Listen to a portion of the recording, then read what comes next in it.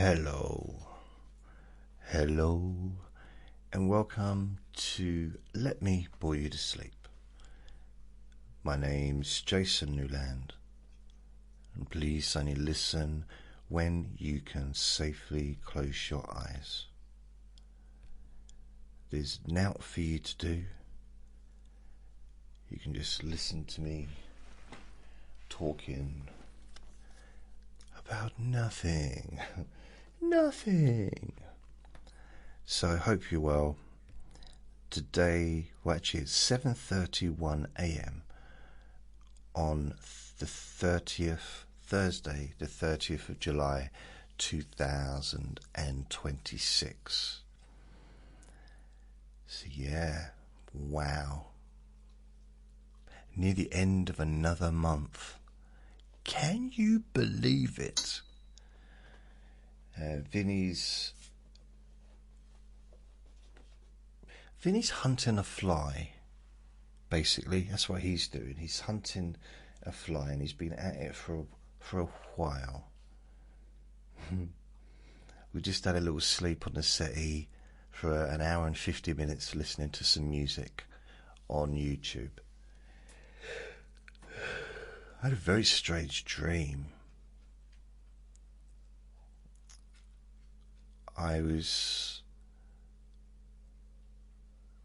What was my dream? Vinny's having some water in the bedroom.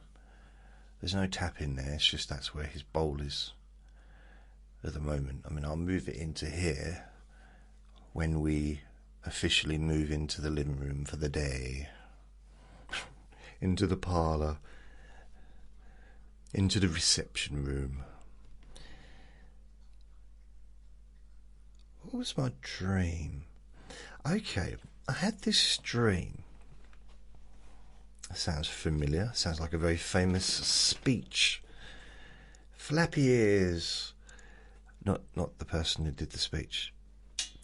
Vinny. So, okay, I can tell you parts of this dream. I was living somewhere else. And I wasn't living... I was still living in a room that I was renting in London.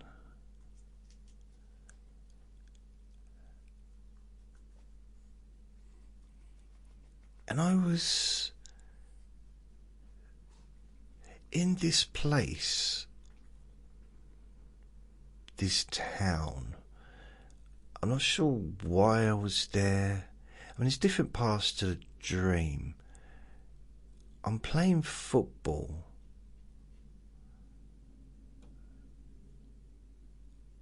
On this, it was with Vinny. That's it, I got Vinny. Vinny's on the lead, and I'm kicking his balls around, which is very similar to what I do with the apples, because there's an apple tree. Funny enough, it's Nanny Treats' apple tree. So it's kind of in her garden, but half the tree is kind of in the field, in the park. So it drops apples every day, and Vinny loves going and eating the apples. So we go and we kick the apples around a little bit. Depending on the heat, sometimes he's got a bit of energy and he'll run around, but he's still on the lead though. But it's a long lead. One of those extension ones, you know. And he'll run after the apples. Other times, he's simply choosing one to bring home. But he never brings it home now. He always drops it just like before we leave the park. Generally. I don't know why, but that's what he does. And so in this dream we were doing a very similar thing, but I was kicking balls around, or a ball around. But it was kind of like on a football pitch. And there was part of the dream where I thought, why am I not imagining a football? Which is a bit weird. And so I'm kicking this around, and I realise we're on a football pitch and it's all enclosed. So I can take his lead off. His lead doesn't need to be on. He can have a bit more freedom. So I do that, and he is running around and he's having fun. And then we need to go somewhere. I don't know why.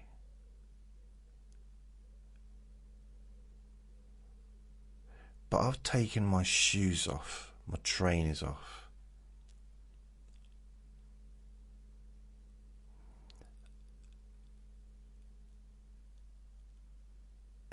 And we know that we've gone somewhere else, but then all these,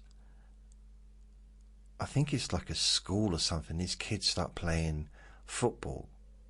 Or it might even be adults playing football, I can't remember. But then we go back because I've left my trainer there.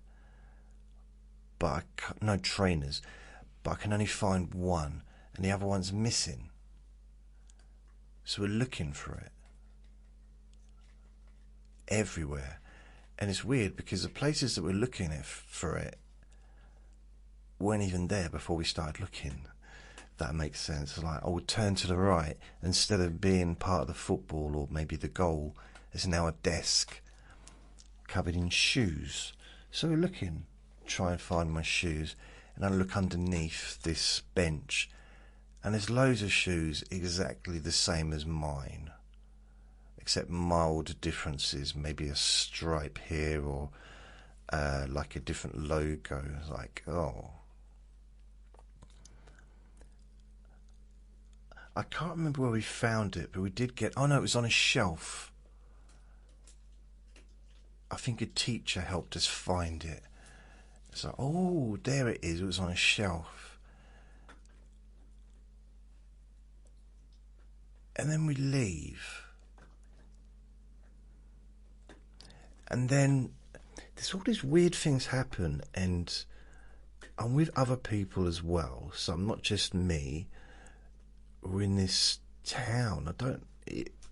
There was part of when I was there that I was thinking, thanks, Vinny. So I looked down. Right, no, this is real life now.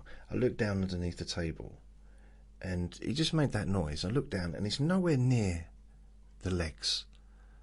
Not his legs, but the legs of the table. He's always near his legs.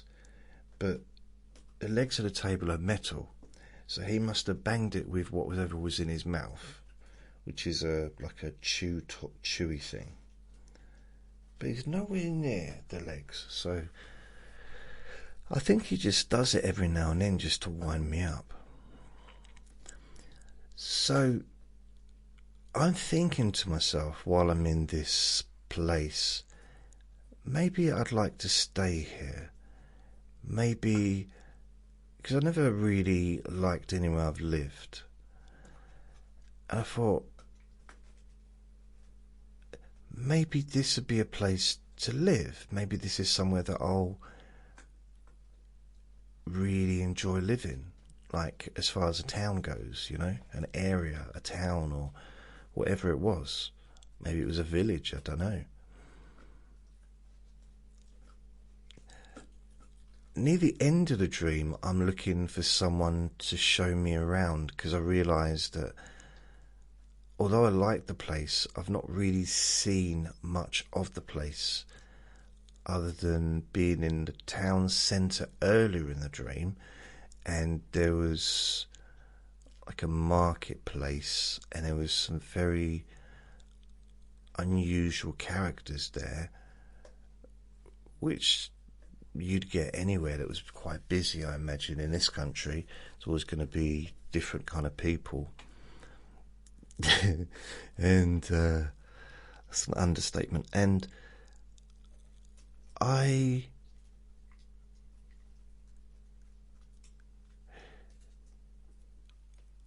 because I realised that I need to get home.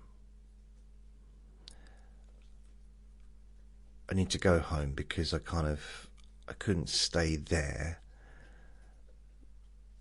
But, you know, right at the end of the dream, I asked thought I kind of walked into this to see a neighbour, and kind of walked into this open conservatory area, walking over all the plants, which was a bit rude of me, but then it was a dream, so, you know, you can kind of do anything you want in a dream, can't you, and not really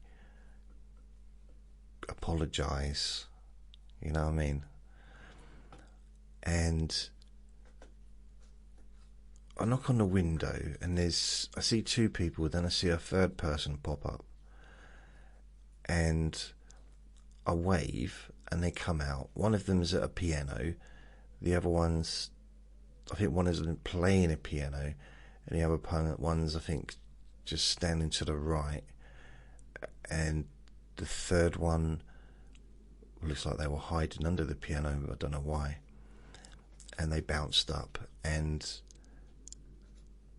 it was a lady, and she was bouncy, and I thought, okay, I wanted to ask someone, just to introduce myself, but then I thought, I like her, she seems nice, I'll ask if she'll show me around, because I'm thinking I'd like to sort of get to know the area, you know, to see if it is as lovely as I'm feeling it to be. That's the ending, but other stuff happens beforehand. And there's one point where I get into a taxi because I'm a bit confused about, like, how am I going to get home? Do I have enough money in the bank to pay for the taxi to get home? So I thought, well, I'll go halfway. I don't know if that even makes sense. You know, thinking, who can I call to get help with the money to pay for the taxi to get back? Because it's going to cost a lot of money, and it was weird being worrying about money when I'm asleep. That's just very strange. Man, it must have been a really long taxi journey. So I'm in the taxi. So I get in the taxi.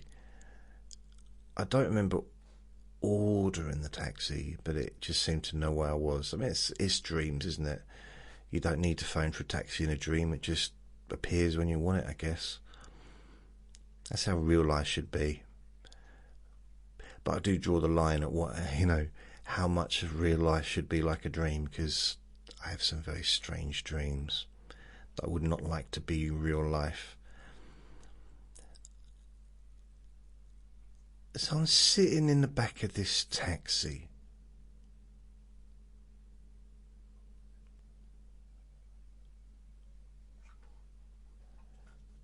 and the taxi's going, and it's going, and it's going, and I'm looking out the windows. I don't know where I am. It seems like throughout the whole dream, I don't know where I am. It's a bit like just an average day in my life, really. But at one point I think, well, we've been driving quite, well, I say we, I've been in the taxi, being driven for quite a long time. And at no point did I actually tell the taxi driver where I wanted to go. I said to the taxi driver where I wanted to go. No response. I said, I just want to make sure we're going to wherever it was. No response. So I looked at the taxi driver, because for some reason, because I was in the back, but for some reason I didn't even look in the direction of the taxi driver when I was requesting to be taken to a specific destination.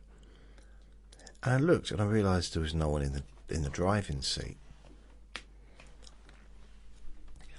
Now, 30 years ago, that would have been almost like a horror story, wouldn't it? But today, with the self-driving cars, I just automatically assumed in my dream, oh, it's a self-driving car. I've never been in one of these before.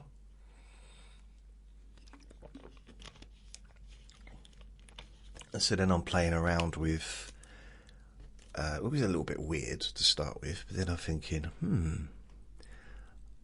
wonder what I can get up to in the back of this car. And I started thinking, is there a television? And a television came up. And I said, have you got an adult channel? And they said, no, you perv. And I thought, okay, fair enough. It's a bit rude. Being judged in a dream. It's not real. Don't care. It's just pervy to say it, to ask for that. In the back of a taxi. I said, no one's going to see me. What about all the other drivers that are driving past? Oh, fair enough. What about when we stop at traffic lights? All right, I haven't got to go on. So, yeah, that was a bit pointless. It's like I had 4 channels or something. It's like, I can't be bothered. And it's going, but there's no answer because I'm asking, excuse me, hello? And I start thinking, well, surely there should be a communicational possibility. You know, there should be some way of communicating with the taxi, even if it is self-driving. But there didn't seem to be. And eventually I said, oh, you need to sort of take me to where I'm going, and just like pull over. So it did, and I went into where I was going. And the thing is, I didn't pay any money to the taxi. But I started thinking maybe, you know, like with Uber Eats, when I get a taxi with Uber Eats, no cash is exchanged. They just automatically take the money out of my account. So I was like, okay, that must be what happened. Which is handy, so because it means, cause I never have cash on me anymore. I don't draw. The last time I drew money out of the cash point was, it might have been when I went to the dentist actually, but before that it would have been in the summer time. But yeah, I think I drew some cash out when I went to the dentist. I still got £10 in my wallet, and I didn't even know it was there. I saw it the other day because I was looking, because I got a new debit card come through because my old one ran out. And I'm just looking through my wallet. This is in real life. So I get rid of the old wallet. I just chuck it into the drawer, the old debit card drawer. It's like old debit cards, bus passes, library cards, just stuff that I don't kind of use. And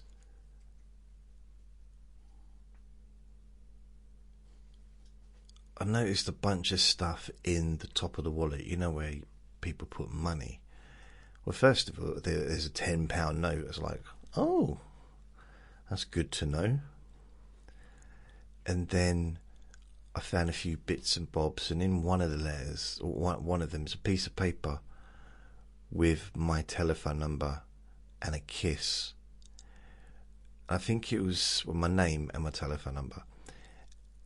And I think I'd planned to give it to someone, a lady that I was talking to regularly or something. All I know is the paper was almost falling apart. Again, this is in real life, not a dream. It was, no moths have got to it. It's not, I haven't got like, it's not a cartoon.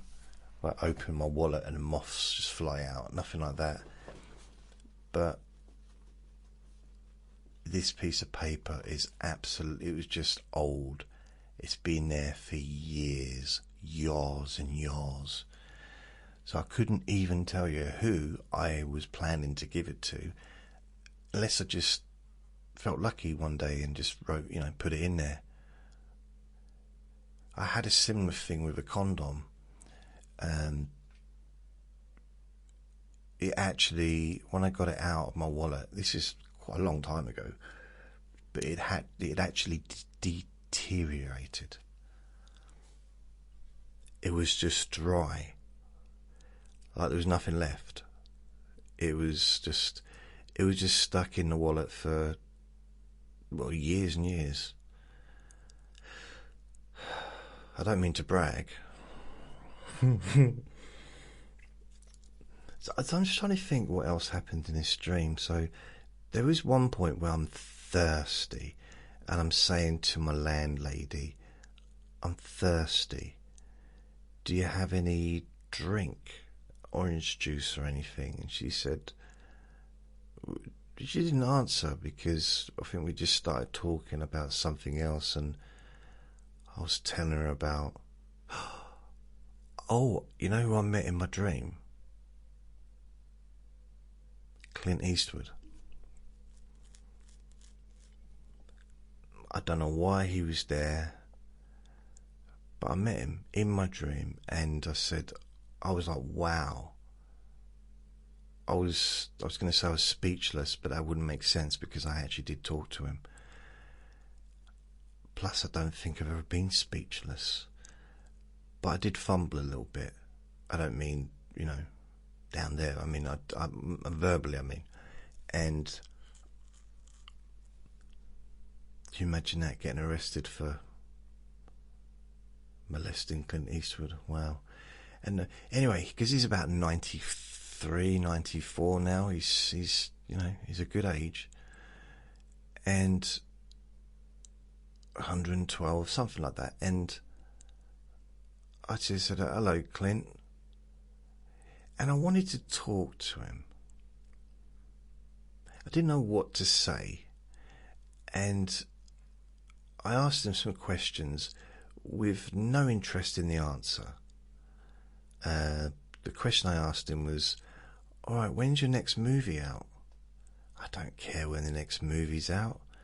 But I had to ask him something, and I thought that'd be a subject that he's interested in, because as far as I'm aware, he's still making movies.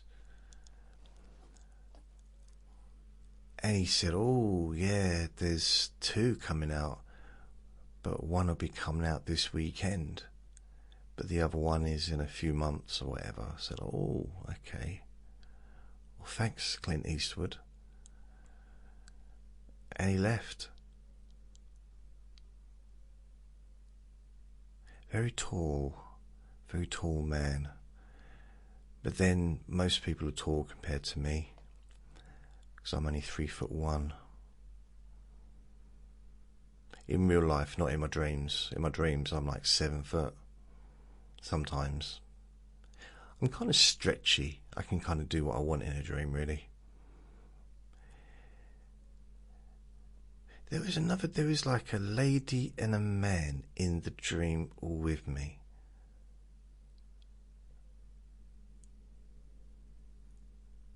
There was one scene, and I'm kind of in a classroom setting with these other adults. There's a couple of men, a few men, and they're just, one's acting, I think I'm playing peacekeeper between some of them.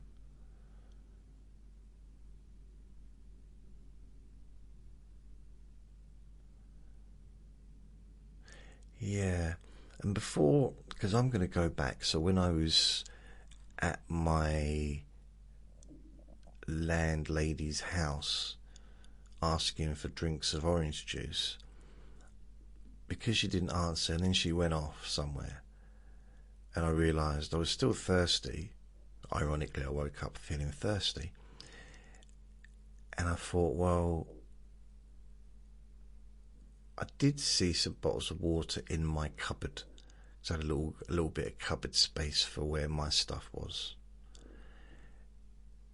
And for some reason, I had something like 7 bottles of water, or 4 bottles of water. 4, 7, it's similar, isn't it? But it was in a box. But most of the box was empty.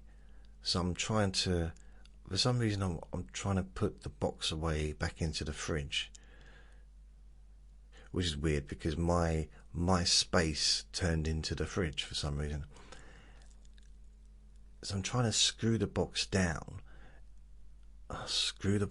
You know, and push it down and manipulate the shape of the box so that it can fit into a smaller cavity. And then I thought, maybe it's easier if I just take the water out. The water bottles, that is. But then I'm thinking, but what will I do with the box? Does it matter? But yeah. Why? Well, I can't just leave it here, can I, on the floor? Or can't I just chuck it outside? No, because someone will see it. Someone might see me doing it. So yeah, I don't know what I did in the end. I might have just hidden it. But I know I did look for some orange, but the 2 bottles of orange that I saw previously, before I asked if I could have some orange, because I generally, I try and find out if the thing is available before I ask for it. Because there was 2 bottles of orange, I think Orangina and another kind of bottle of something. But when I went to get them, both were half empty. They'd been like half drunk. I think one actually had a straw in it, I think. And I wasn't going anywhere near that. So I think, yeah, I got the taxi, the undriving, or the non-driver taxi back to the place where I'd been. There was another weird part of the dream. It's really weird now that I'm thinking about it. There was a part of the dream where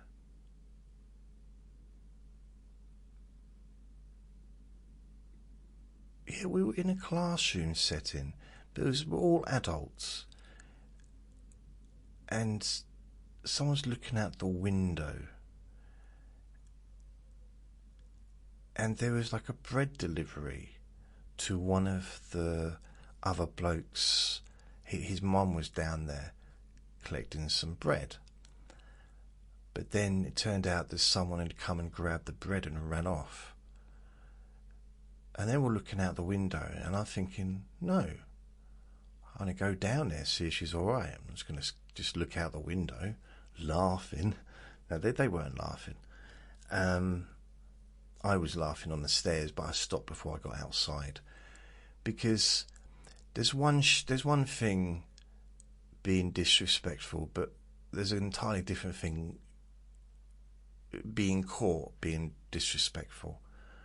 You know, as long as you don't, no one sees you do it, it's fine. Anyway, I went out there and pretended to care, and I did care. And she was distressed, so I decided to run after the person, well, to try and find the person that had taken the bread. But I think I'm so fat, even in my dreams I can't run. So I'm skinny in my dreams, but it's almost like, no, won't do it. I'm not that creative. So I'm walking down this road, thinking about asking people, because I'm thinking, should I ask people if they've seen someone running with a loaf of bread? Or should I think it was bread, it might have been something else. Or should I go into the local shops to see if anyone's tried to sell them a loaf of bread? Which makes me think that maybe it wasn't bread, maybe it was something else. So I'm walking down this road, and there's a big market. It's a very lively market. Kind of one of those, you've got stalls on both sides of the road and no traffic in the road, just, pedestrians. But with shops behind the market stalls where the pavement is. So, there's people could walk behind and in the middle, or in front and behind of all the different stalls. And I didn't find the person, I don't think. But there was a weird incident where somebody melted. That was strange. And then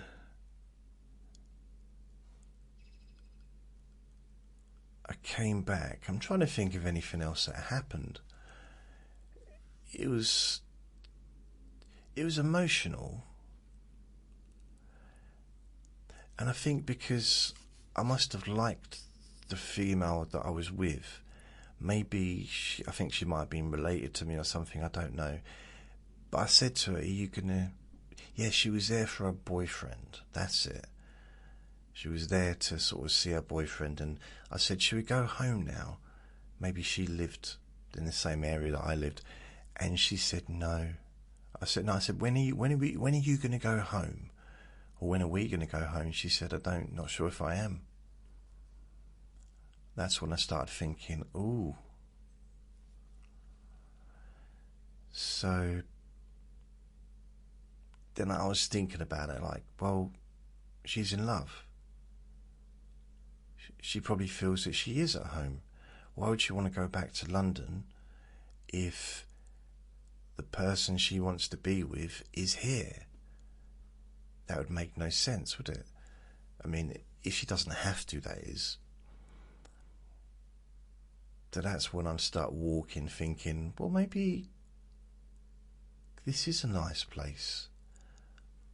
There's a good vibe. And perhaps I will just, see whether or not I can get or introduce myself and to the neighbour, and then I'm just going to ask for a tour, which is a bit of a weird thing to do, isn't it? Knocking on a random stranger's door and say, oh, by the way, I quite like this town. Show me around now. Of course, I wouldn't have said it like that. I would have said, oh, please, please, please, would you perchance have the available time and energy to help me explore the depths of this particular area? Perhaps that was more like what I would have said. But I think the only reason I asked her is because I fancied her. And she was continuously bouncing up and down. I don't know what that was about. Maybe she was on a pogo stick, but I didn't look at her feet. So maybe that's what it was. Do you know, if you might not know what a pogo stick is? It's basically it's a stick with handlebars, but then you've also got like handlebars near the bottom as well, which you can put your feet on, or foot bars, I guess, and the bottom bit is bouncy, like a spring. A lot of fun.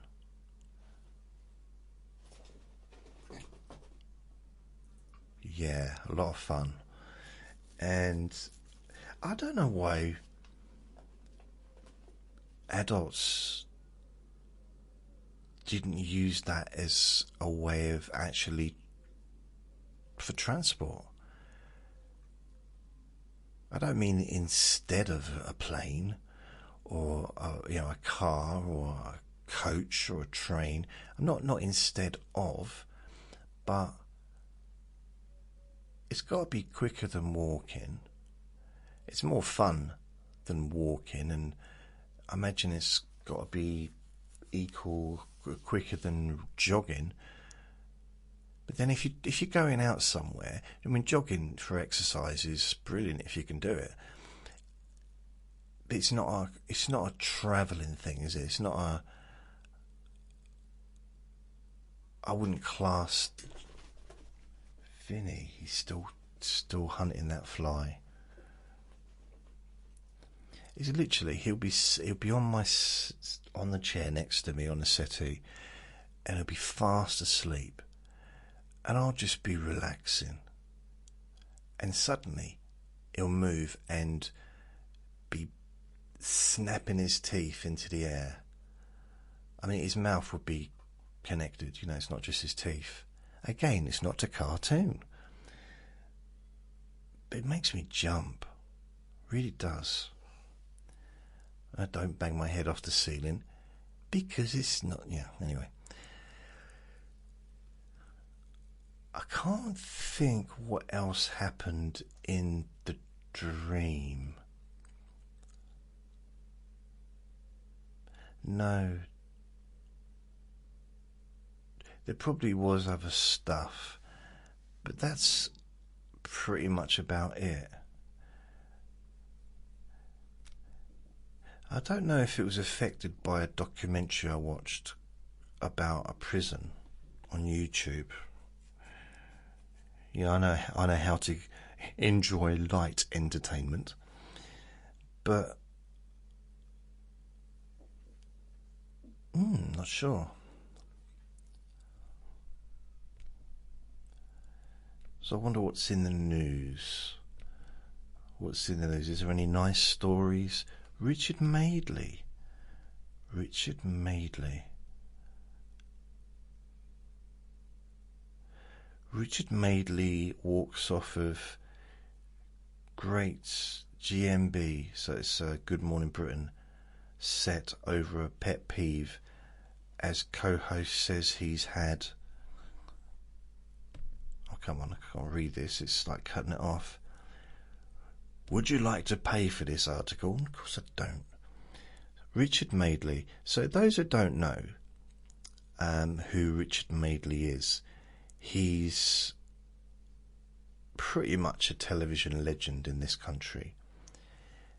He's 70 years old now, and he's been hosting breakfast or mid-morning TV shows for decades. He's also... he used to be really well known for gaffes, for saying the wrong things, almost like a real-life Alan Partridge.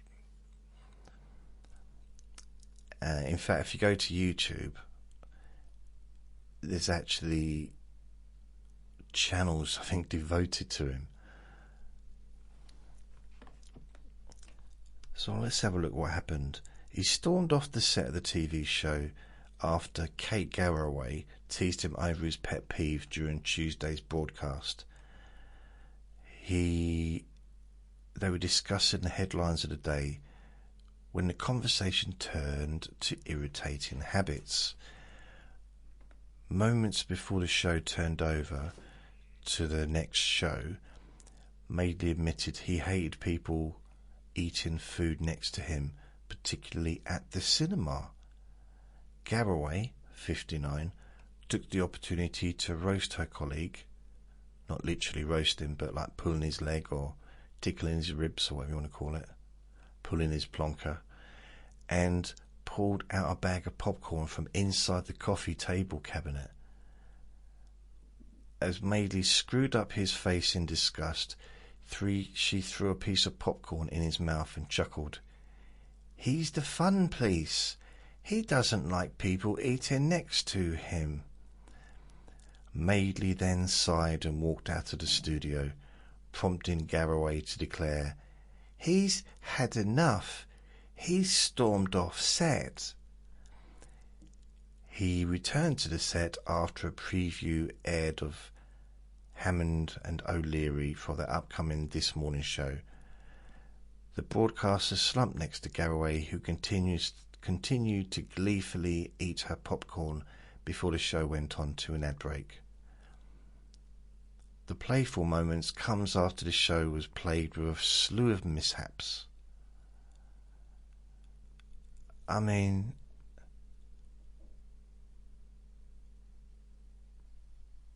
so they were just messing around. If you look at the headlines, Richard Madeley walks off GMB set over pet peeve, as Carl says he's had enough. So basically, I've seen a very similar thing to this, which involved him, and I think he just probably needed to do a wee-wee. That's a reality, isn't it? Or put some deodorant on. I'm not sure. I mean, what can you do in 30 seconds? Whatever it was, he did it and then came back. There's quite a few. If I look at Richard Madeley, let's have a look at Meiji gaffes.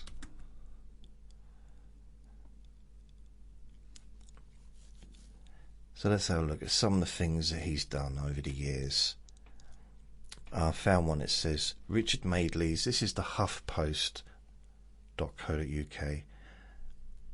Richard Madeley's 15 most brilliant TV gaffes, blunders and oversharing moments ever.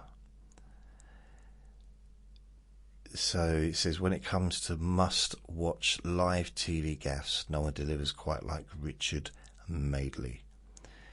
So he's well known for this. One is, number one, telling his daughter Chloe that she was an accident. So here's him talking about his wife Judy. So Judy got pregnant very quickly again, and it was an accident. Sorry, Chloe, but you were, and you know it. And you know it. She's actually sitting in front of him in the studio when he says it. Okay, I mean, I was told that I was an accident as well.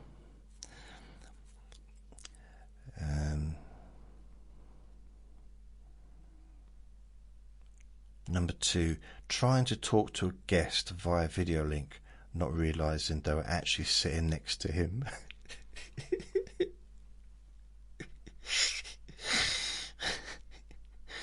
That's funny.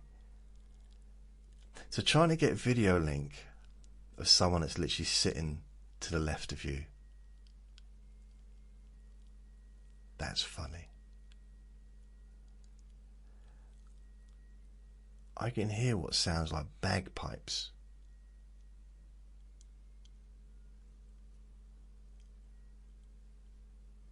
Why am I hearing bagpipes?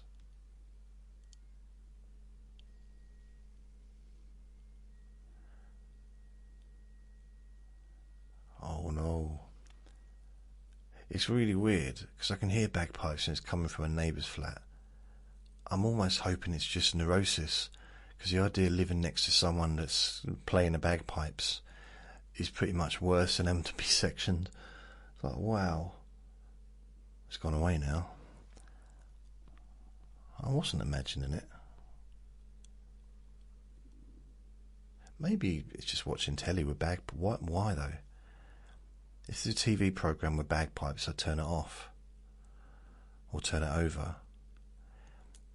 Bagpipes are only allowed once a year, and that's like, New Year's Eve. But they're so lovely to listen to. Come on. Come on, seriously.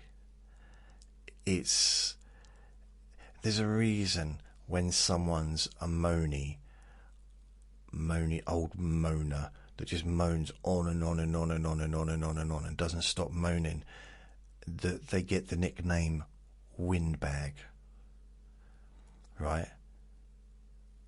And that's what a bagpipes is. It's just a windbag, isn't it? Letting out lots. It's basically a fart bag, letting out individually. The sounds are just farts, but mixing them all together, and that's what bagpipe sounds like. Reflecting on his own culinary delights. Remember that soup I made last week? Absolutely horrible. Had to throw it in the garden. Okay. The time he overdid it with the fake tan. So this is him talking. I've worked it out, and it's not because I slapped fake tan on, because I don't do that. When you get up early, you don't want to disturb your partner, so I get rid of you in the kitchen. I had a dry shave in the kitchen, and it was quite itchy, so I reached into the cupboard and got what I thought was aftershave balm, squirted it on, and I thought it smelt a bit funny, but whatever. Anyway, it wasn't aftershave balm. It was Chloe or Judy's fake tan. Okay, I got a question. Right. He and Judy, they used to work together. Now he works like for a different channel, or no, the same channel, but he doesn't work with Judy anymore. But they're married, been married a long time. Rich as anything, right? Rich as anything. And he works on television, getting paid the big bucks. Why would he have to creep around early in the morning in the dark and have to have a dry shave in the kitchen? That sounds ridiculous.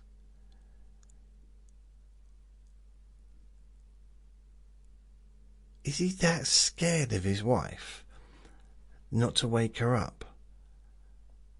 I mean, personally, I don't care whether he shaves or not, but it's like, why would you have I'd have a dry shave because I can't afford any foam, or maybe the hot water's gone off. You know, there's the electricity's run out of money or whatever. It's very strange. Do they not own a bathroom? Mind you, I have lived in places where I got moaned at. 2 different places I got moaned at for having baths before going to work, because it was waking them up. I was saying to one landlady, well, you know, perhaps if you started sleeping in your bed instead of the bath, it wouldn't be, because she was in a bath sleeping and I was filling it with water, and it was kind of a joke. It was an attempt. And like, well, I got to get clean before going to work. Have a bath in the evening. No, but in the evening we sweat like about half a gallon of water of sweat. We're not clean when we wake up.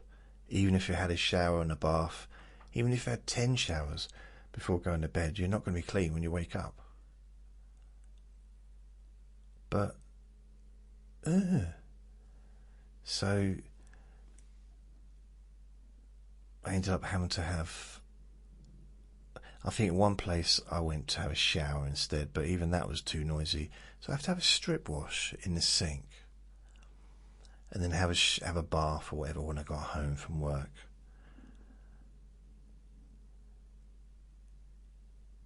And I'm paying for that, or I was paying for that service. It's not like she was, or there was 2 different women. Not that they were doing me a favour by letting me live there. They were getting rent. I mean, one was when I was working in a factory. Well, actually, they were both when I was working in a factory, but different factories in different parts of the country.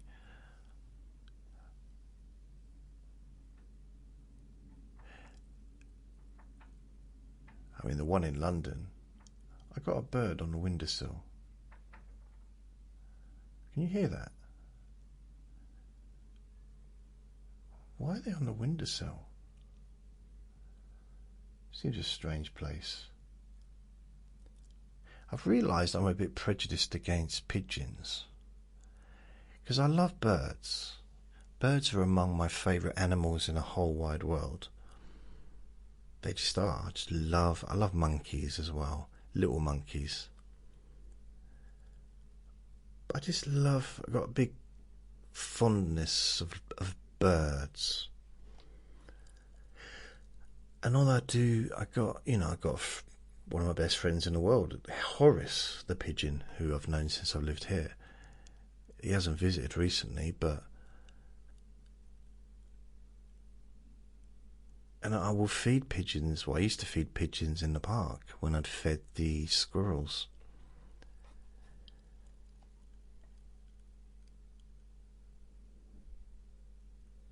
But it's the sound that they make. Hoo hoo hoo, hoo hoo hoo, hoo hoo hoo. It's like non-stop. Oh, I just had a little bit of an interruption from the old Vinster. The downstairs neighbour was just leaving the building, and he was started to bark a little bit. Because he starts off, it's like, and it gets louder and longer, like a ferocious little penguin. And I say, no, Vinny, no, my little baby boy, no, please don't do that. We need to be very gentle with our neighbours, especially this time in the morning. I mean, it's not even 8:30 yet. It's not. It's 8:24 a.m. Yes, it is. Yes, it is 8:24. So he did another interview. He introduced a guest to the paramedics who saved his life. Wow. And he said to this guest, this is the one, so paramedics were there, and the person who the paramedics saved their life, if that makes sense, was in the studio, and he was introducing that person to the paramedics. Okay? Very emotional moment. And he says to the person, stop crying. This is supposed to make you happy. Anyway, after the break, the biggest dog in the UK, and he really is big, so don't miss it. So, me reading it out doesn't do justice to how, because if you add his facial expressions and his voice,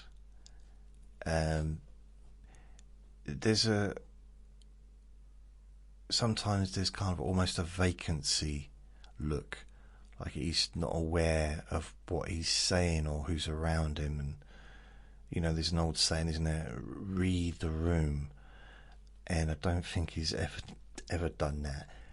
But he's very funny, accidentally sometimes, but he seems like a really nice person. Actually, I like him. And I've been, literally 40 odd years I've seen him on TV.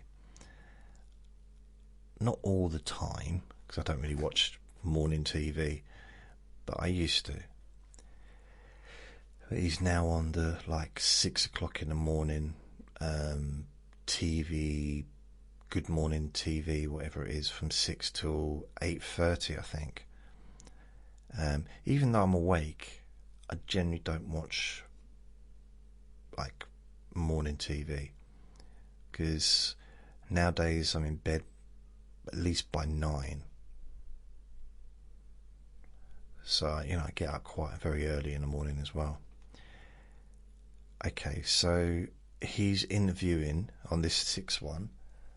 He's having an interview with a naked Brexit protester. So there's a naked lady in the studio. I'm guessing she's probably covered up, because don't think they'd be allowed to show boobies on TV at that time in the morning. It's hard to find boobies anywhere, and I search, for research purposes, but it's hard to find. Although I saw this really funny movie the other night. It was early hours in the morning. I think it was either yesterday or the day before. It's just called Bluebeard, or Mr. Bluebeard. And it's got, what's his name? It's basically got a lot of really famous actors. In fact, let me look it up. Bluebeard. Bluebeard. Bluebeard the movie. Okay. Right, here we go. So, I'll tell you who's in it. Okay, the movie. I want the movie. Not the... I think it's quite a famous book as well. So, Bluebeard. Oh, stop it. I don't want that. Blubbered. It's changed it to blub. No, it's actually I did write down blubbered. So Bluebeard movie. And I'm talking about huge names from the movies of the time. Like massive names. So it was 1972. Do you want to know who it starred? Now, I've never even heard of this. I've heard of a beard like parrot, kind of, you know, like parrot kind of people with different beards, colours and stuff. It starred Richard Burton, Oscar-winning Richard Burton, and Raquel Welch, and a bunch of other people that were really quite well known at the time. But as far as like longevity, Richard Burton and Raquel Welch would still be remembered in the film world. I mean, Richard Burton was an absolute legend of an actor. He was in Cleopatra and all kinds of stuff like that, wasn't he? He was massive. And Raquel Welch was also, I was going to say massive, but she was also like a huge... Oh, is she not around anymore? Wow. She was born 1940. I mean, she became huge when she did the movie 1 million years BC in 1966. So she was already very famous before she did this movie in 1972 called Bluebeard. Now, I don't know if it was supposed to be a comedy. Apparently it's a French folk tale. The film is based on that. I don't know. He had a way with the world's most beautiful and most seductive, most glamorous women. He did away with them. So basically, he's a bad guy, and he keeps getting rid of, doing away with the different women in his life. He meets a lady, and he decides to tell her his story about all the different women, that he's kind of been with and then kind of did away with. So it's not a nice story, but there's one scene, and it is Raquel Welch that's doing this, and it's hilarious. So he meets Raquel Welch, and she's in a monastery. She's a nun, and he falls in love with her, and he keeps going back to the monastery and talking to her, because he's quite a well-known person in society. He's like a sir, or he's a baron. So he's in Austria.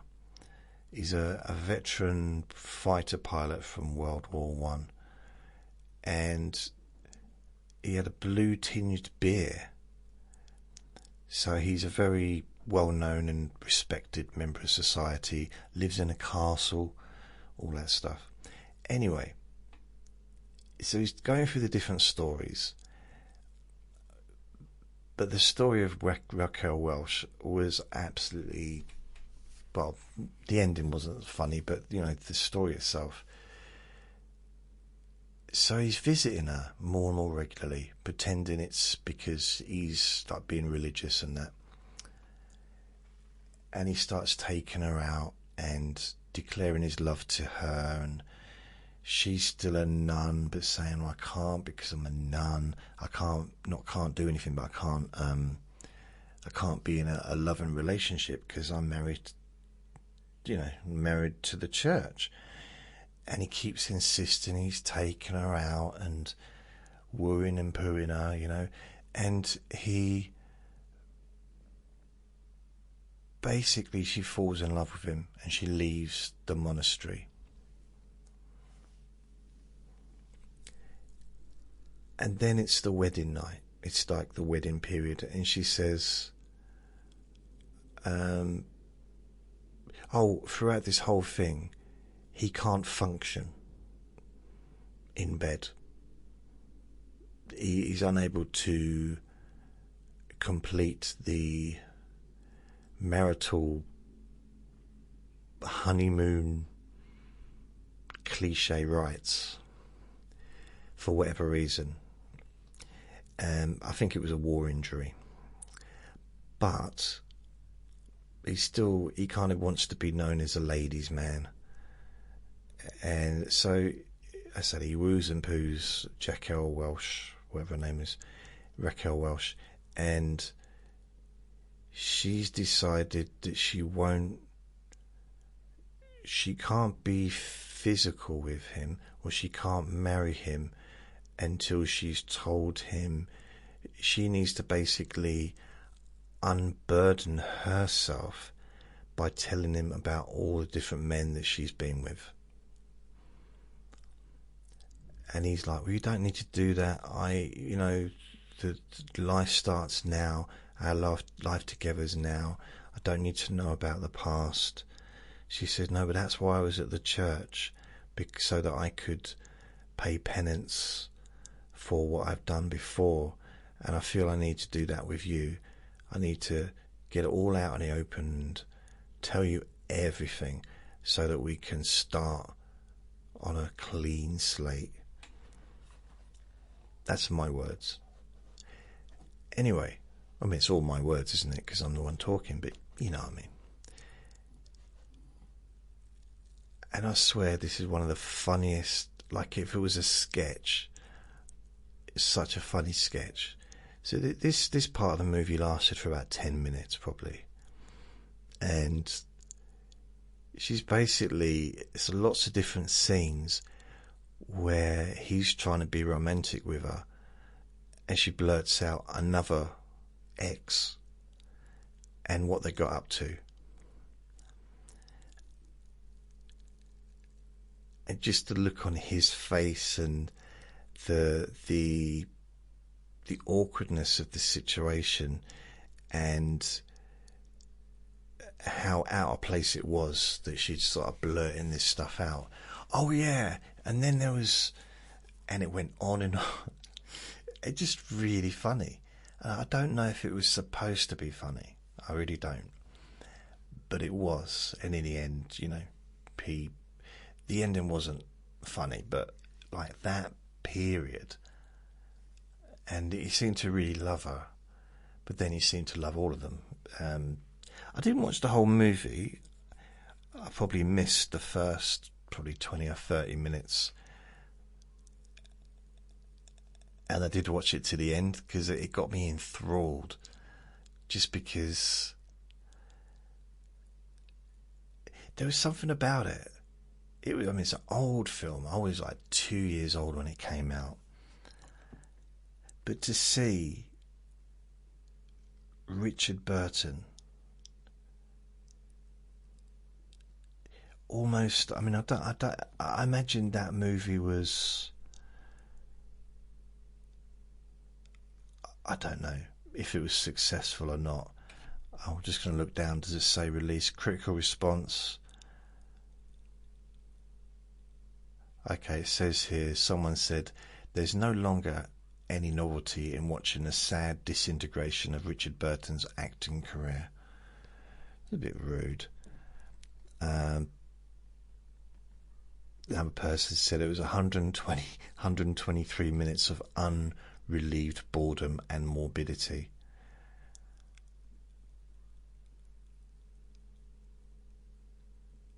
High camp, another person said. Another one said it was the sickest film, one of the sickest films of 1972. I mean, yeah, it was a horror movie.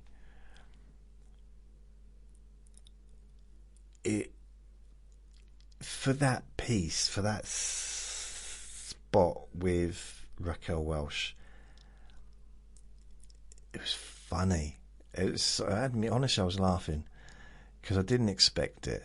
And I like a little bit of like really old horror early in the morning, because I used to like watching that, like the old Hammer House movies, and they'd be on like really late at night, or maybe nowadays you can find them sometimes 3 or 4 in the morning, and all black and white, or the Christopher Lee and Peter Cushing movies, you know, Frankenstein or Dracula or those kinds of movies. Or even the really old ones, the Bela Lugosi or Boris Karloff. Why is it that Boris Karloff sounds like a horror monster? Weird, isn't it? The music was from Ennio Morricone. Didn't he do the sound, the good, bad, and the ugly? He did. That's probably another thing that got me kind of hooked a bit, because I love Ennio Morricone's music. I've literally listened to albums of just his music. Really much more to do with the Fistful of Dollars and A Few Dollars More and all that stuff. The old spaghetti westerns. So in a way, when you think the music for the movie was an Oscar winning, and I'm pretty sure Ennio Morricone would have won Oscars for his music. I wonder if he did. Did he? Did he win an Oscar? Westerns.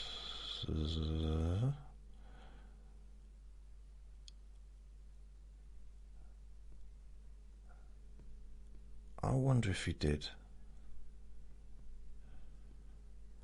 It's not saying if he did or not. But he has done a massive career, though. He did so many. Wow.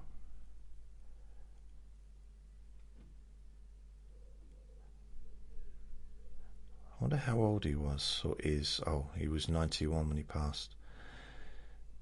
Born in 1928. So you think about it. We had this movie, it had Richard Burton, who was... How many times did he win an Oscar? Richard Burton.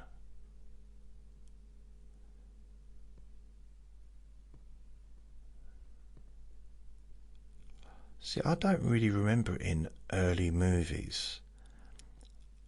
You know, I remember seeing them in, I suppose, 1953. Because, like, TV was black and white in the 50s and the 60s in this country anyway, generally. But a lot of the big movies were Technicolor. So you had movies like The Robe, and Richard Burton played the Roman military tribune. I'm reading this, by the way. It's not in my memory. Marcellus Gallio. So a lot of those, because he was in just a lot of the really huge movies, wasn't he? Back in like the 50s and the 60s, I suppose. Why is it not telling me about the Oscars? He must have won an Oscar. Maybe he's so big it almost doesn't matter. Oh, he was nominated for an Academy Award 7 times but never won. Wow. He never won an Oscar but nominated 7 times. Why are you repeating yourself, JJ? I don't know. I really don't know. So he was nominated for My Cousin Rachel, 1952. The Robe, which is what I just mentioned, 1953. Beckett, 1964. The Spy Who Came In From the Cold, 1965. Who's Afraid of Virginia Woolf, 1966. Anne of the Thousand Days, 1969. And lastly, Equus, 1977. Ironically, Equus came out 5 years after the movie that I was talking about, which the critics were moaning about his declining. Yet he gets nominated for an Oscar 5 years later. And he got married 5,000 times. 1, 2, 3, 4, 5. 5 times. Twice to Elizabeth Taylor.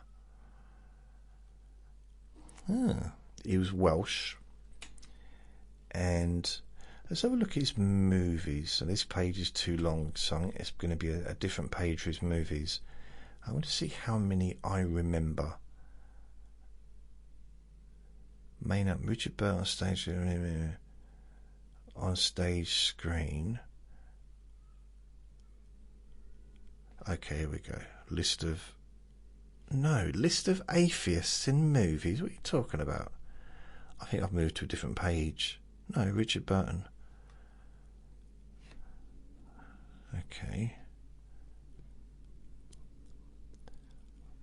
I gotta go. I'm on Wikipedia, so I gotta go all the way down to find his movies listed.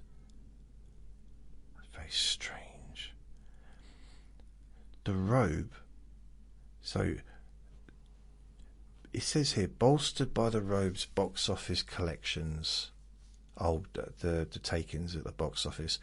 Zanuck, who I don't know who that is, probably a producer or whatever, offers Burton a 7-year, 7-picture, £1 million contract, which is, bearing in mind this is 1953, equivalent to $12,124 $1 million contract. It's equivalent to over $12 million in 2025, which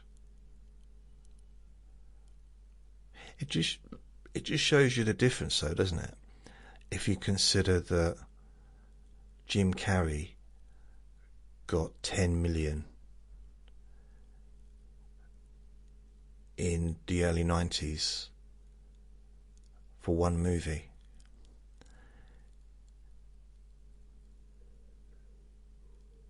And you say, yeah, but this is 1953. No, but the equivalent of 12 million, Jim Carrey got 10 million 30 odd years ago, which would be the equivalent of what, 15 million now? So they weren't getting paid. They were getting paid good money.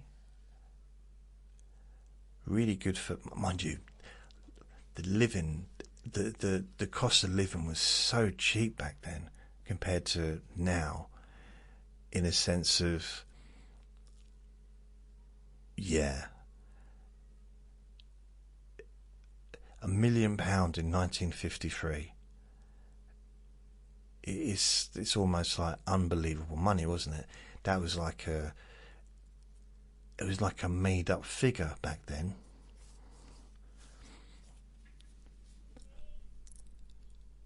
Someone's in the garden shouting.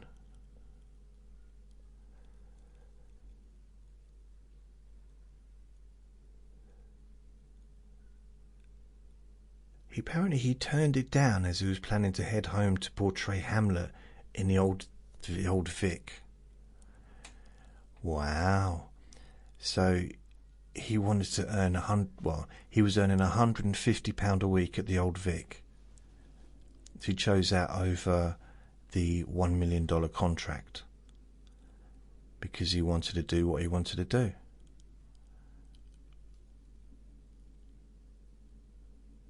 Whoa. You got a hats off, baby. Apparently it says Hamlet was a challenge that both terrified and attracted him, as it was a role many of his peers in the British theatre had undertaken, including Gielgud and Olivia.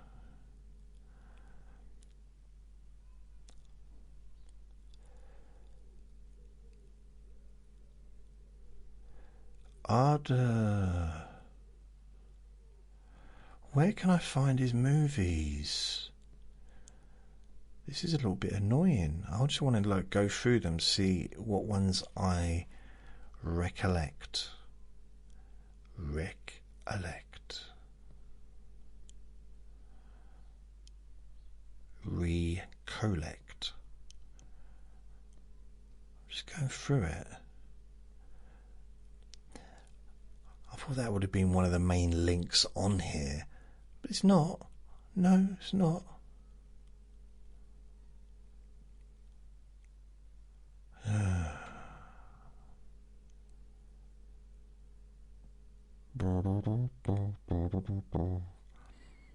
So when he passed away, he left 4.58 million, equivalent to 14 million.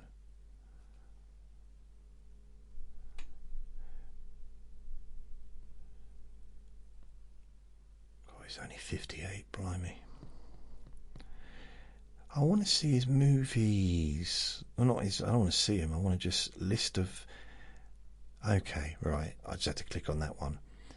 But they're mixed in radio, television, theatre, all in one place, which I'm not a fan of, really, if I'll be honest.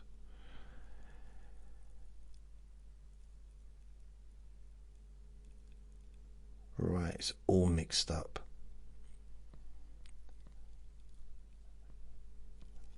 Wow. Film, radio, television and theatre. Douglas Adams, British radio and television writer and novelist. Why? That's got nothing. See, I want to try and find out his movies, but there's nothing there. It's not. Oh.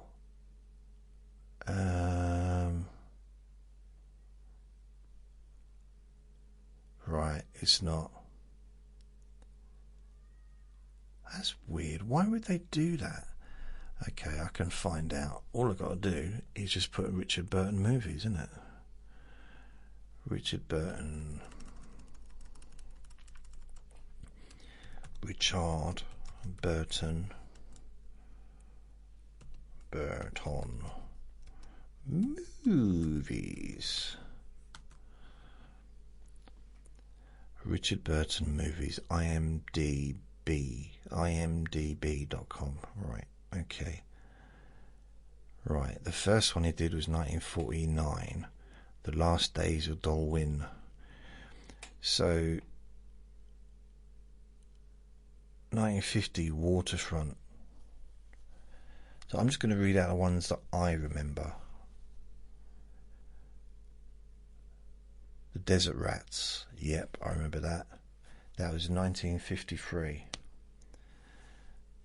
That was a huge... Because there was a time when war movies were really popular.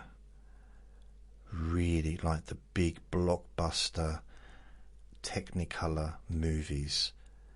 And you had people like Larry Hagman, Charles Bronson, all the big stars. I mean, in that one you got Richard Burton, James Mason, Robert Newton, and loads of other probably up and coming future superstars of movies. And The Robe, of course. So that had Victor Mature, Gene Simmons, and Richard Burton. The Prince of Players, don't know that one. Alexander the Great. And that was a big movie, I do believe. Look back in anger. I heard her say, I don't remember that, A Midsummer Night's Dream. I know that one obviously because of the book, so I'm not sure if it was a big I don't know if it was a success or not. The Longest Day. John Wayne, Robert Ryan, Richard Burton, 1962. So that was a huge, I think that was a massive movie as well. Cleopatra. That's an obvious one, isn't it? Cleopatra. Rex Harrison, Richard Burton, Elizabeth Taylor. I loved Rex Harrison. I loved the way he talked.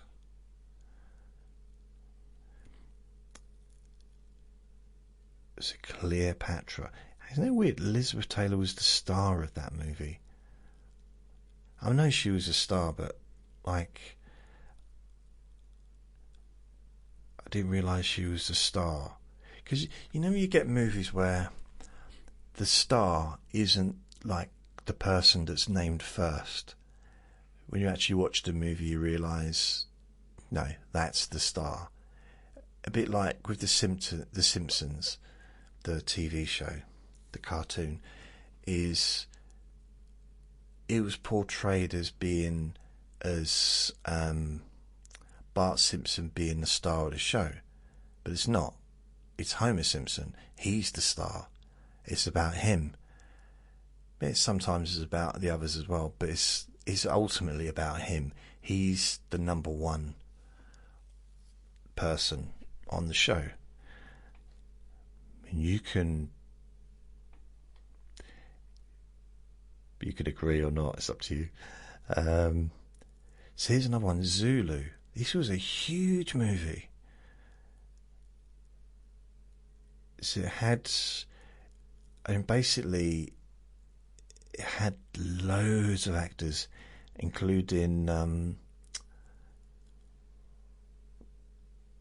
what's his name? You're only supposed to blow the bloody doors off. What's his name? Eric Clapton or whatever. Beckett. Okay. Hamlet. Oh, so this is...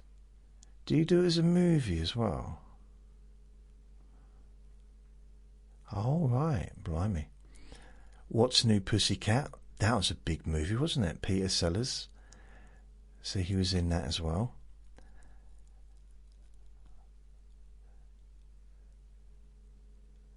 I want to watch that again. That was funny. I love Peter Sellers. And The Spy Who Came In From the Cold. That was a big one, wasn't it? That was a big movie. Who's Afraid of Virginia Woolf, of course. Big movie. Taming of the Shrew. I don't know if it was a big movie, but I know it's very famous, isn't it? Very famous book. Dr. Faustus. I don't know. The Comedians. A cynical Welsh hotel owner secretly romances a diplomat's wife in Haiti under the violent... Why is it The Comedians? I never understood why they kept the name Haiti. It's not the most positive name, is it, for a place? Where Eagles Dare. That was a big movie. I remember that because Clint Eastwood was in that as well. Richard Burton.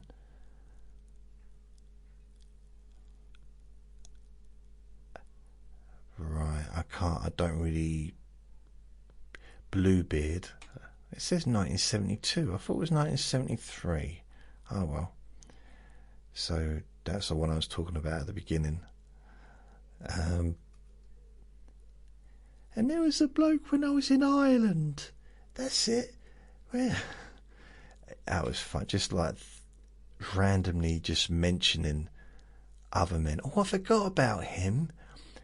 Yeah, that was him and his brother. The Klansman, Exorcist 2. So Oh, he was the star of that, was he? That was a huge movie.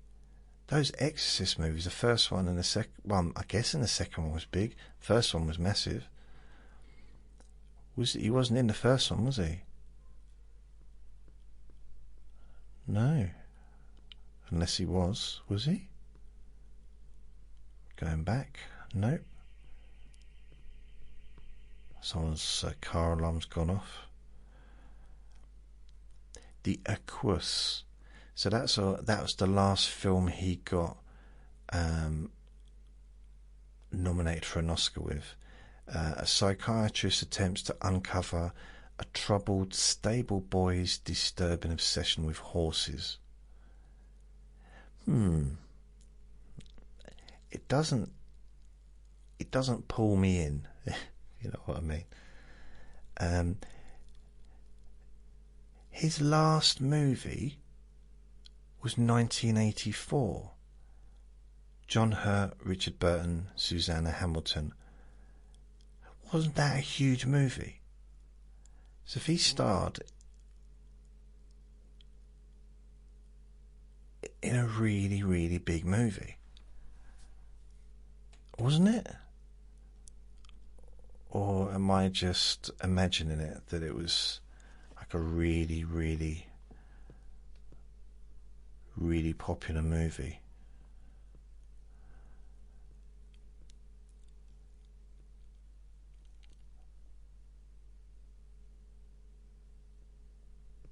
So I don't know what the ratings were, what the take-ins were.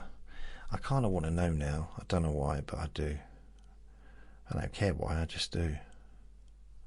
I do.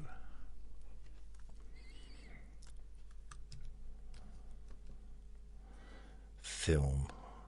So Wikipedia will tell me probably how well it did. Alright, it made a profit. Budget 5.5 million, and then box office 8.4 million. And it was when did it come out? When was the movie made?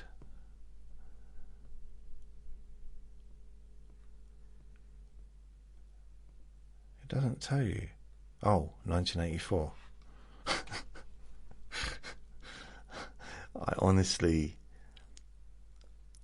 I thought it was supposed to be a futuristic movie, so it doesn't make sense releasing it in the year that it's based in, when you look around like there's nothing like that.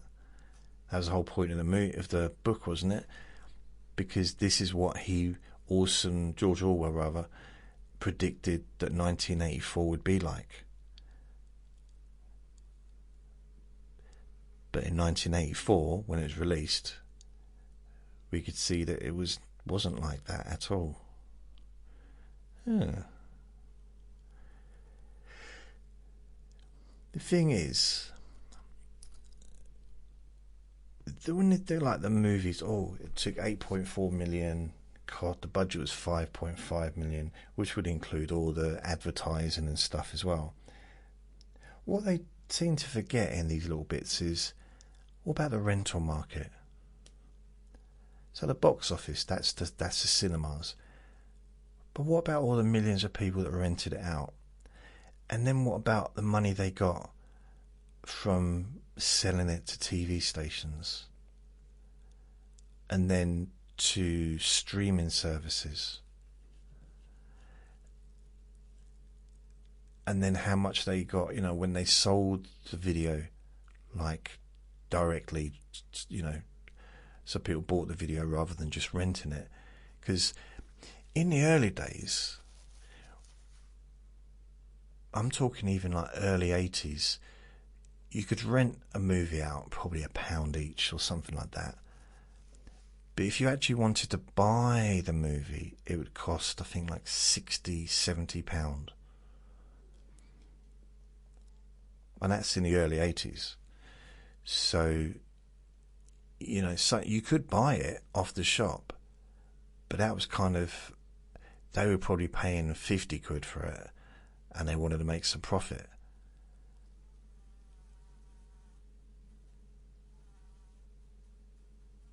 So yeah, I mean, even now you buy a DVD, it's not going to be much more than like, what, 20 quid.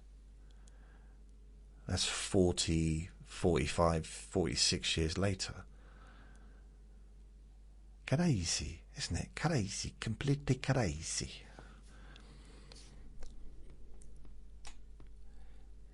I have watched it. It's not really my thing. I like comedies. I like not just comedies. I'm not like that, like limited. No, I won't watch anything unless it's a comedy. No, I'm not quite there. But I like serious stuff, and there's stuff I don't. I like different things. Not really into anything super serious at the moment. There is a TV show I just started watching.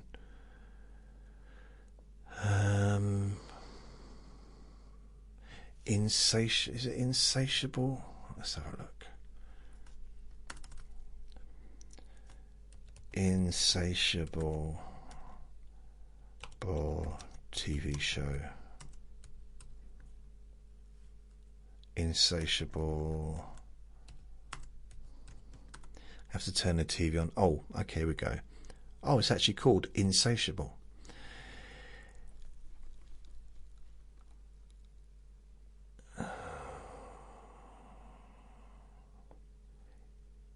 It's a TV show.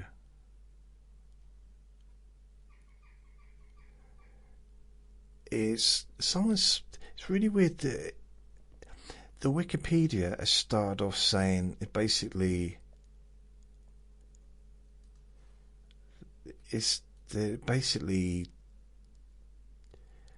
being horrible about it. I like it. So it's an American dark comedy drama series, basically about a young girl who's out for revenge because she was overweight growing up and wasn't treated great, and then she had to wear a wire on her jaw so she could only drink food, like liquid food, for about 6 or 7 weeks or whatever, and she lost loads of weight and suddenly was beautiful. That's how it works, isn't it? It's really weird. I've lost weight in the past. Hasn't changed my face, really. It was really weird. I don't know. I haven't got like a skinny face, but I don't think it really. I had a few less chins. But it didn't change. I don't think it changed how I looked facially. Not a huge amount. It didn't turn me prettier. It's hard to. How could I get any prettier? Hey. Right, Vinny's now hassling me. I think. Are you bored? Do you want to go for a walk? Yeah. Right, I've got to take the little munchkin out before it gets too hot. So, he's flapping his ears in absolute bliss. But anyway, I've been watching Insatiable. I like it. It's funny. It's It's 2 series available. It's on. I think it's on Netflix. That's the thing. If you look at reviews of a movie or TV show, I just find it can ruin it for me. Unless the reviews are positive, then it's not going to ruin it. Unless they, spoil the plot. But when they start saying things about it that aren't nice, I think I'm just very easily influenced. Well, I know I am. So I try not to look at reviews of something before I watch it. That's what happened with the Simpsons movie. Now, I was a big Simpsons fan going back 30 odd years. And when the movie came out in about, I think, 2005, I was really looking forward to it. And I looked at the reviews, and the reviews were really bad. Or some of the reviews that I read anyway. And then I watched it, and it just spoilt it for me, because I was affected by that, what had been said. And it kind of happened a little bit with the Supergirl. So I watched Supergirl the other day, and I didn't enjoy it as I would do, because I'd watched, there was a lot of stuff on YouTube and on the internet about Supergirl long before even while it was being made, and not all of it was positive. So I'm going to have to stop watching that stuff, because it ruined it for me a little bit. I will watch it again when I'm in a better frame of mind. And they did the same with the Superman movie. That I say they, like YouTube and the critics, and like, he's a different actor. And they were really picking him apart. And they were even picking how Supergirl looks, like picking her off because of her looks, because she hasn't got perfect teeth, and it's like, she's a human being. I mean, you can make, if you kind of make fun of how someone looks if they're wearing, like, you can make fun of Darth Vader. No one did, because he was too scary. But you could make fun of the costume. But you wouldn't make fun of the man inside the costume, especially as he was about 7 foot tall and a bodybuilder. Robert Powell, I think his name was, but he was huge. But he was the Green Cross Code man. The thing is, it's like, it's okay to, like, let's say you've got Aquaman is also plays a character in Supergirl. It's a different character, and you can see it's him. I mean, you know it's him, but you can see it's him. It's a good character, but I kind of, for me, this is my personal opinion, if you're going to play a superhero or a supervillain, whichever way you want to go, just play one. It confused me a bit, because there's been a few now that have played like different ones. And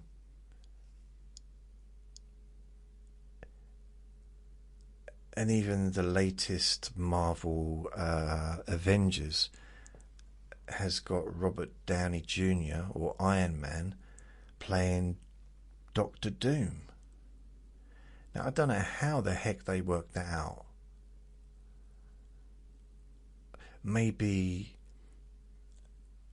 I don't know, if you haven't watched any of the Avengers movie, I don't want to spoil it for you, but, you know, he was no longer in the Avengers for whatever reason after the last movie. So, or the last, one of them movies. So I'm thinking, well, that's it then, isn't it? Maybe they regretted it and thought, well, we want him back.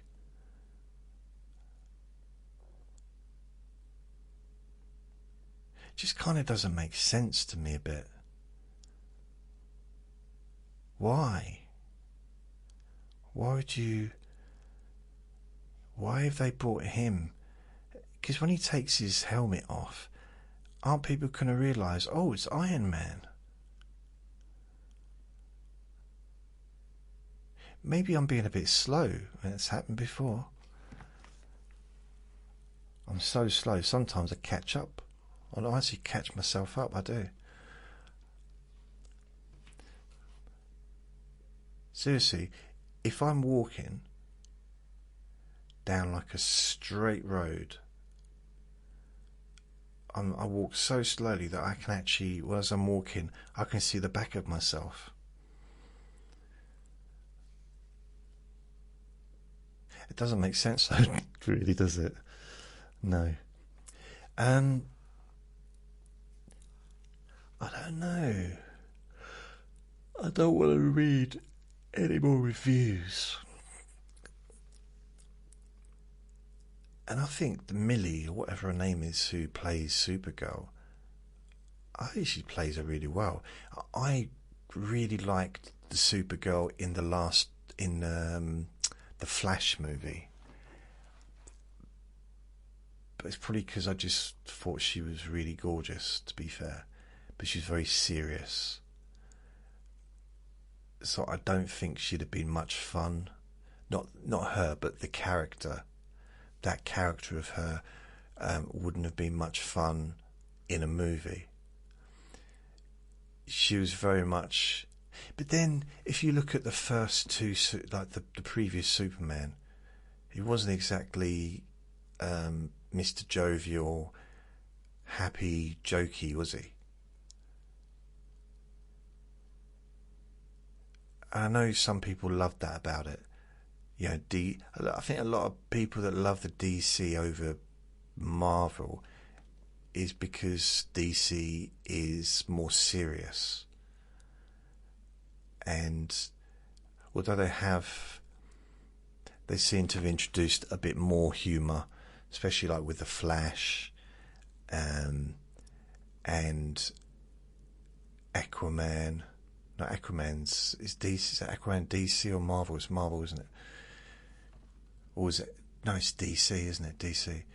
So I'm not saying I prefer this version of Superman to the last one. It just, there was very little humour. Apart from when they all got together, you know, with Aquaman, Wonder Woman, the Flash, and Superman. That was funny. There was some funny bits in that movie. Didn't really come from Superman though. But then he wasn't really Clark Kent. I think a lot of the humour from the original, or the 1970s, late 70s, early 80s Superman, the humour came from when he was Clark Kent, not when he was Superman. Because he was pretty serious when he was Superman, wasn't he?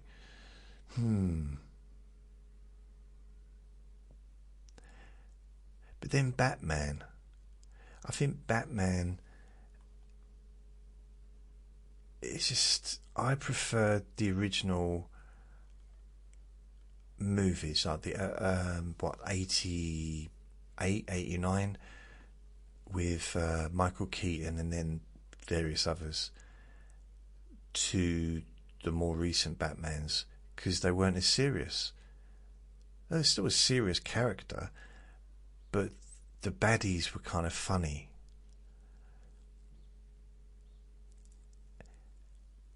And I also grew up watching Batman the TV show, the series, even though it was from the 60s.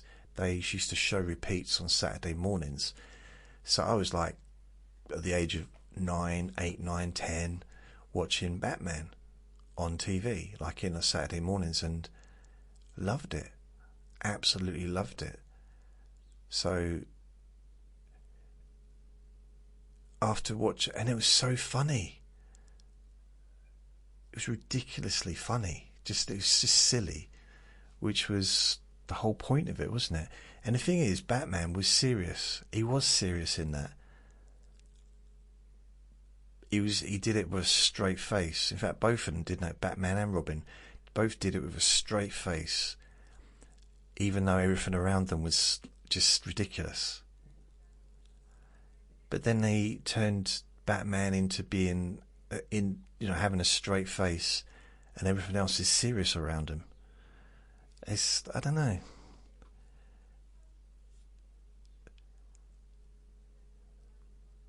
They're all good. Though I'm not saying that they're not good. Just I quite like a bit of lightness with my superheroes. I do. Even some really funny bits, like the Flash. I like the Flash because it was, I suppose, like the way he talks and stuff. And and what's it called? The galaxy, something galaxy. You know, the bunch of together with the tree. Something of the galaxy. So that's really funny bits. But anyway, I'm going to go. I've talked enough about superhero movies. I love them all, and I will watch all of them.